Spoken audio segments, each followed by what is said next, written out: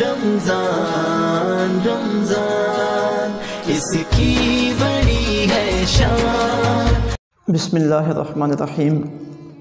حضرت موسیٰ علیہ السلام کے واقعات، حالات، سیرت و کردار کا ذکر آج اس کا درس قرآن مجید کے سلسلے میں دوسرا حصہ ہے۔ بات پہنچی تھی حضرت موسیٰ علیہ السلام کے مدین تشریف لے جانے تک۔ مصر میں جب آپ نے اپنے لیے حالات کو ناساز دیکھا تو آپ مصر کو چھوڑ کر مدین کی طرف چل پڑے۔ تو قرآن مجید میں اللہ رب العزت نے سورہ القصص کی آیت نمبر 22 سے اس کا تذکرہ شروع کیا ہے۔ فرمایا وَلَمَّا تَوَجَّهَ تِلْقَاءَ مَدْيَنَ، جب آپ مدین کی طرف متوجہ ہوئے، قَالَ، تو عرض کی، عَسَىٰ رَبِّی، قریب ہے کہ میرا رب، أَن يَهْدِيَنِي سَوَاءَ السَّبِيلِ، مجھے سیدھے راستے پر یعنی راہ مقصود تک پہنچا دے گا، منزل مقصود تک میرا اللہ مجھے پہنچا دے گا۔ پھر آپ چلتے رہے یہاں تک کہ مدین پہنچے۔ وَلَمَّا وَرَدَ مَاءَ مَدْيَنَ، جب آپ مدین کے کنویں پہ پہنچے، وَجَدَ عَلَيْهِ أُمَّةً مِّنَ النَّاسِ يَسْقُونَ، آپ نے لوگوں کے گروہ کو پایا کہ وہ جانوروں کو پانی پلا رہے ہیں۔ وَوَجَدَ مِن دُونِهِمْ امْرَأَتَيْنِ تَذُودَانِ، اور آپ نے دیکھا لوگوں سے ذرا پیچھے ہٹ کے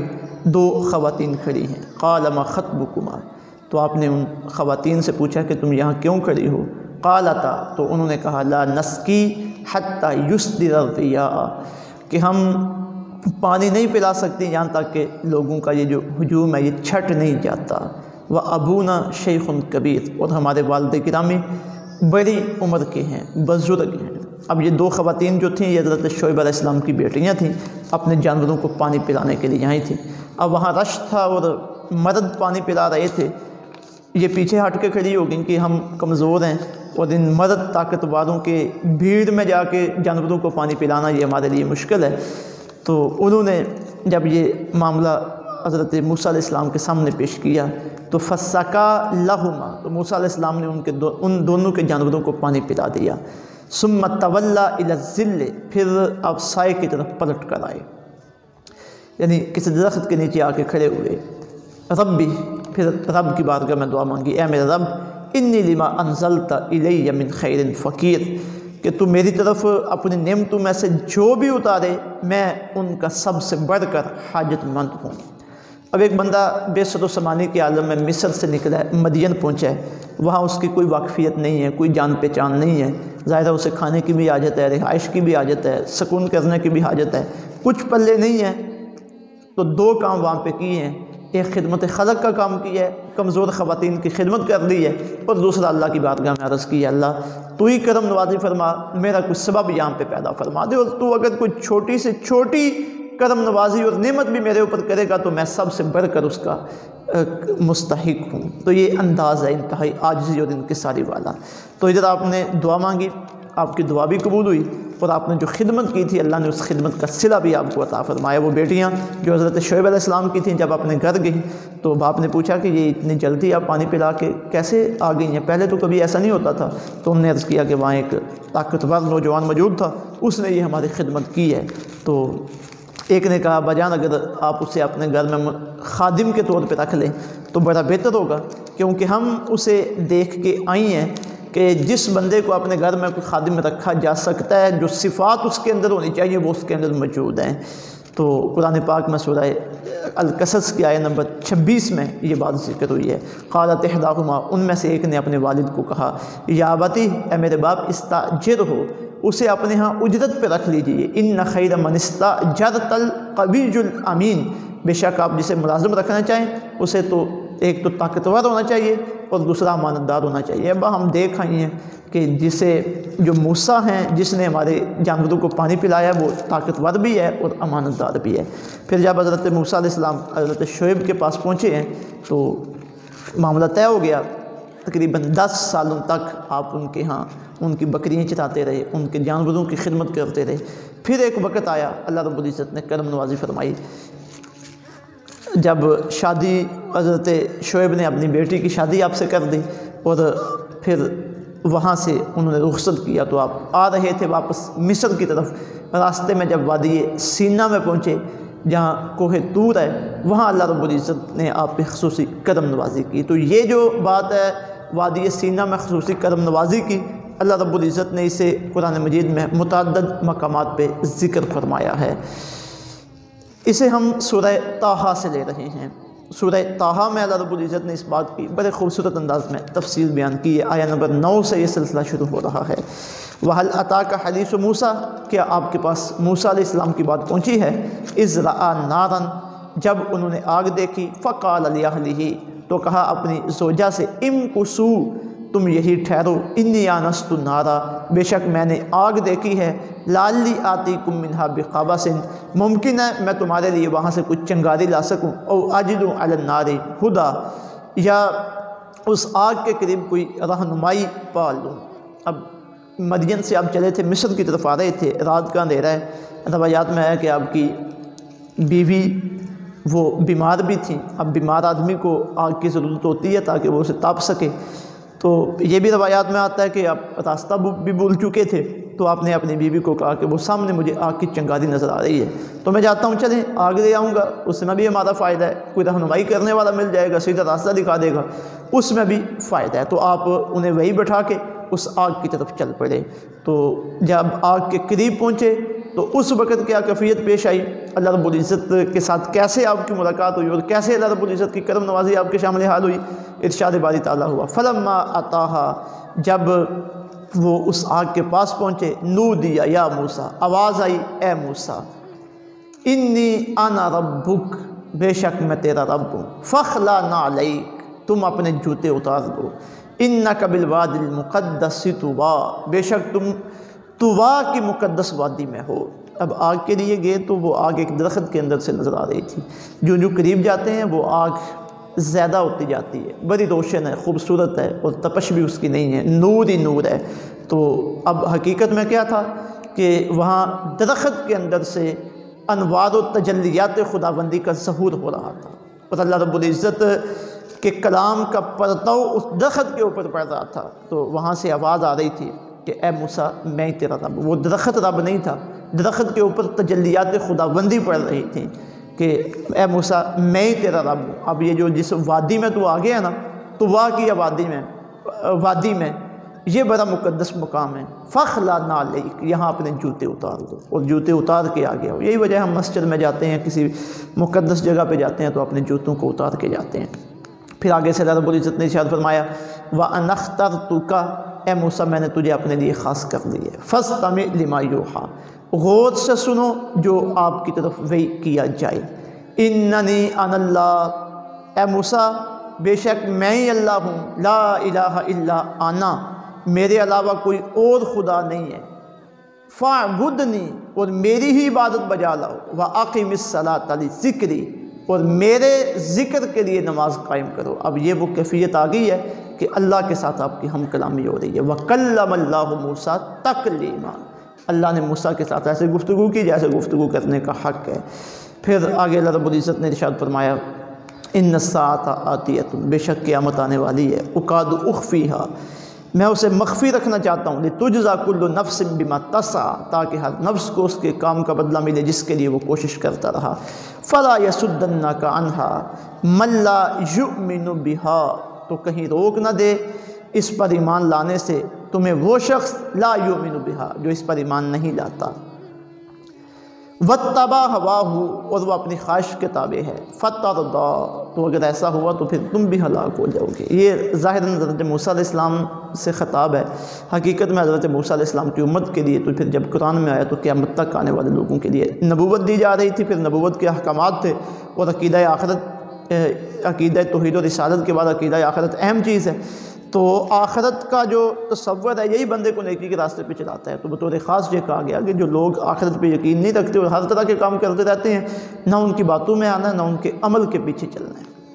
اب گفتگو مزید آگے چلی ہے، اب اللہ رب العزت حضرت موسیٰ علیہ السلام سے پیار کے انداز میں سوال پوچھتے ہیں۔ اب سوال جو حضرت موسیٰ علیہ السلام کے ہاتھ میں عصا تھا اس کے بارے میں، اب اللہ کو کیا ضرورت پڑ رہی ہے کہ عصا کے بارے میں پوچھے، اللہ ہر چیز کو جاننے والا ہے، لیکن اللہ رب العزت پیار کا اظہار کر رہے ہیں اپنے بندے حضرت موسیٰ علیہ السلام کے ساتھ۔ تو اسی پیار کے اظہار میں اللہ رب العزت نے جب حضرت موسیٰ علیہ السلام سے گفتگو کی تو فرمایا وما تلک بیمینک یا موسیٰ، اے موسیٰ تمہارے دائیں ہاتھ میں کیا ہے؟ قالا، تو حضرت موسیٰ علیہ السلام نے عرض کی ہی عصای، یہ میری لاٹھی ہے، اتوکا علیہا، میں اس کے اوپر ٹیک لگاتا ہوں، واحش بہا علی غنمی، اور اس سے میں اپنی بکریوں کے لیے پتے بھی جاڑتا ہوں، ولی فیہا معارب اخرى، اور اس سے میری کئی دوسری ضرورتیں پوری ہوتی ہیں۔ اب یہاں عارفین نے ایک بڑا خوبصورت نقطہ نکالا ہے، کہتے ہیں اللہ نے تو اتنا پوچھا تھا موسیٰ تیرے ہاتھ میں کیا ہے، صرف یہ کہہ دیتے کہ میرے ہاتھ میں عصا ہے، ڈنڈا ہے، بات مکمل ہو جاتی تھی، لیکن حضرت موسیٰ نے بات کو بڑھایا ہے کہ میں اس کے ساتھ ٹیک بھی لگاتا ہوں، بکریوں کے لیے پتے بھی جاڑتا ہوں، اور کہیں یہ میری ضرورتیں پوری کرتا ہے۔ اس کی وجہ کیا ہے؟ تو کہتے ہیں حضرت موسیٰ علیہ السلام کو اس وقت اللہ رب العزت کے ساتھ ہم کلامی کرنے میں لذت اتنی آ رہی تھی کہ آپ گفتگو کو ختم کرنا ہی نہیں چاہتے تھے، تو آپ اپنی بات کو بڑھا رہے تھے۔ کتنا کمال ہے، اور سالکین کے لیے اللہ رب العزت کے ساتھ محبت کرنے کے لیے کتنا پیار محبت اور اللہ رب العزت کی بارگاہ میں شوق پیدا کرنے کے اسباق حضرت موسیٰ علیہ السلام کے اس کلام میں موجود ہیں۔ پھر اللہ رب العزت نے ارشاد فرمایا، قالا، فرمایا، القیہا یا موسیٰ، اے موسیٰ اسے ذرا پھینکو تو صحیح، فالقاہا، تو حضرت موسیٰ علیہ السلام نے اپنے ڈنڈے کو پھینکا، فاذا ہی حیۃ تسعیٰ، تو وہ سانپ بن کر دوڑنے لگا۔ اب یہ حضرت موسیٰ علیہ السلام کو اللہ رب العزت جو معجزات عطا فرمانا چاہتے تھے ان میں سے ایک معجزہ یہ تھا کہ آپ کا عصا بوقت ضرورت سانپ بھی بن جاتا تھا۔ تو جب وہ سانپ بن کر دوڑنے لگا آپ کا ڈنڈا، تو آپ پریشان بھی ہوئے کہ یہ کیا ہو گیا؟ قالا، تو اللہ رب العزت نے فرمایا، خذھا، اے موسیٰ اسے پکڑ لیجئے، ولا تخف، اور نہ ڈریے، ڈرنا نہیں ہے، سنعیدھا سیرتھا الاولی، ہم اسے پہلی شکل میں پلٹا دیں گے، یہ پھر ڈنڈا ہی بن جائے گا۔ یہ ایک معجزے کا اظہار کیا ہے، وہ بوقت ضرورت یہ کام آئے گا۔ پھر اللہ رب العزت نے دوسرا معجزہ عطا فرمایا، وَاضْمُمْ يَدَكَ إِلَىٰ جَنَاحِكَ، اپنا دایاں ہاتھ اپنی بغل میں دبا لیجئے، تخرج بیضاء، وہ روشن ہو کر نکلے گا، من غیر سوء، بغیر کسی بیماری کے، آیۃ اخری، یہ ہماری طرف سے تیرے لیے دوسری نشانی ہے، دوسرا معجزہ ہے، بغیر بیماری کے تیرے دائیں ہاتھ کا روشن ہو جانا، لِنُرِيَكَ مِنْ آیَاتِنَا الْكُبْرىٰ، اب یہ سارے معاملات ہم نے کیوں کیے؟ تاکہ تجھے دکھائیں اپنی بڑی نشانیاں۔ اب جب یہ ہو گیا اور یہی سے آپ کی باقاعدہ نبوت کا آغاز ہوا، تو آگے فرمایا، اذهب الى فرعون، جائیے فرعون کی طرف، انہ طغیٰ، بے شک اس نے سرکشی کی ہے۔ تو جب یہ آرڈر ہوا کہ فرعون کی طرف جائیے، وہ بڑا سرکش بن کے بیٹھا ہے، تو حضرت موسیٰ علیہ السلام نے اللہ رب العزت کی بارگاہ میں عرض کی، اور یہ عرض کرنی بھی چاہیے، جو بھی بندہ دائی ہے اسے اللہ کی بارگاہ میں عرض کرنا چاہیے کہ اللہ میں تیرے دین کے لیے نکلا ہوں، پیغام حق بلند کرنے کے لیے نکلا ہوں، لوگوں کو تیری طرف بلانے کے لیے نکلا ہوں، تو کرم نوازی فرما، میری مدد فرما، اور جو میں اپنے اندر کوئی کمزوریاں محسوس کر رہا ہوں اس کام کو بجا لانے کے حوالے سے، اپنے فرائض کے حوالے سے، یہ کمزوریاں بھی دور فرما دے۔ تو اس وقت آپ نے ایک دعا مانگی، یہ دعا میرے اور آپ کے لیے بھی بڑی قابل توجہ اور فائدہ مند ہے، بالخصوص جو طالب علم ہیں اور جو اللہ رب العزت کے دین کے راستے کے مسافر ہیں، اور جو دین کے اعتبار سے کسی بھی کام فریضے کو اور کسی بھی شکل میں اس کام کو سر انجام دے رہے ہیں۔ قال، آپ نے عرض کی، رب اشرح لی صدری، اے میرے اللہ میرے لیے میرے سینے کو کھول دے، ویسر لی امری،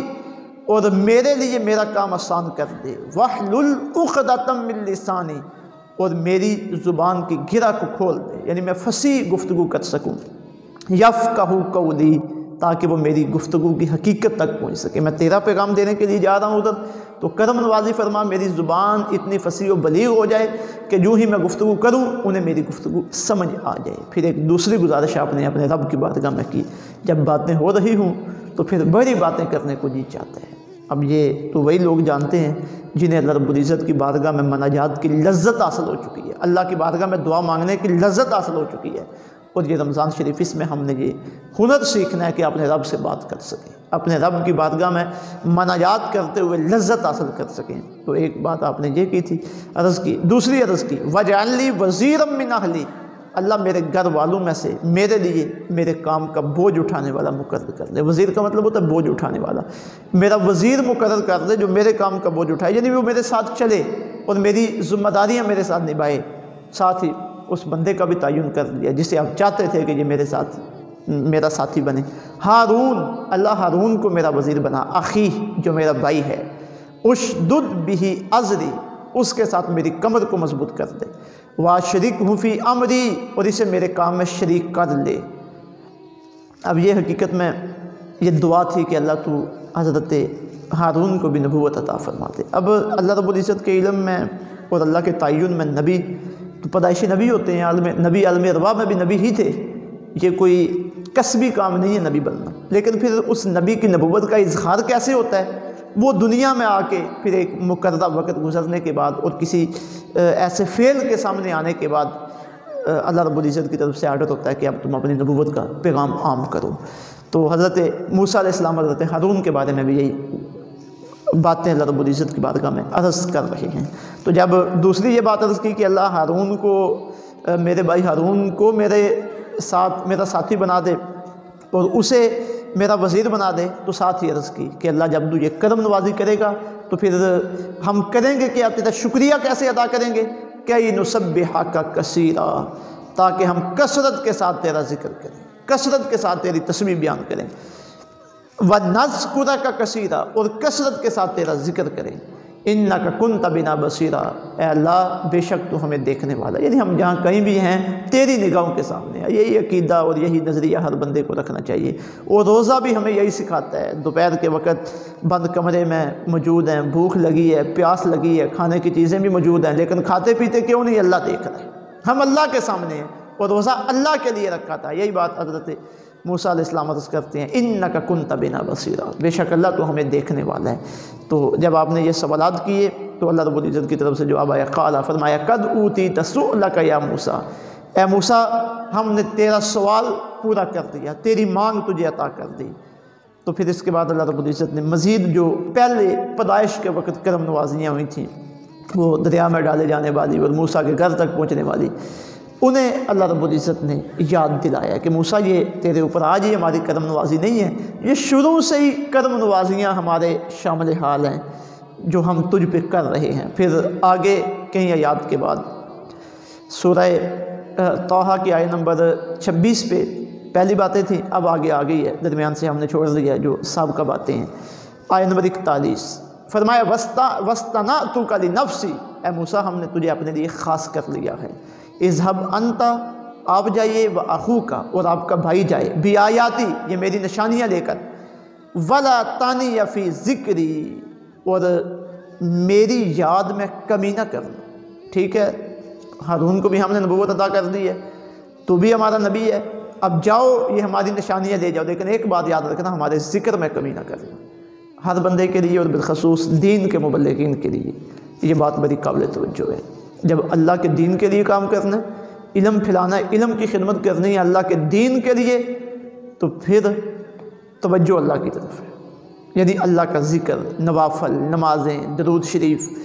تسبیحات، ان کی کثرت یہ ہمارے نصاب کا حصہ ہے۔ اس سے ہماری روحانی قوت میں اضافہ ہوتا ہے۔ تو جب روحانی قوت میں اضافہ ہوتا ہے تو پھر اللہ رب العزت کے دین کا کام کرنا، حق اور باطل کی کشمکش میں قدم رکھنا اور باطل قوتوں کو للکارنا، حق کو حق کہنا، باطل کو باطل کہنا، یہ بندے کے لیے آسان ہو جاتا ہے، کیونکہ پھر ڈائریکٹ اللہ رب العزت کی توجہ بندے کے اوپر ہوتی ہے، اللہ کی طرف سے مدد بندے کو مل رہی ہوتی ہے۔ اگلا انشاءاللہ اگلی قسط میں اللہ رب العزت سمجھ کی عمل کی توفیق عطا فرمائے۔ وما علینا الا البلاغ۔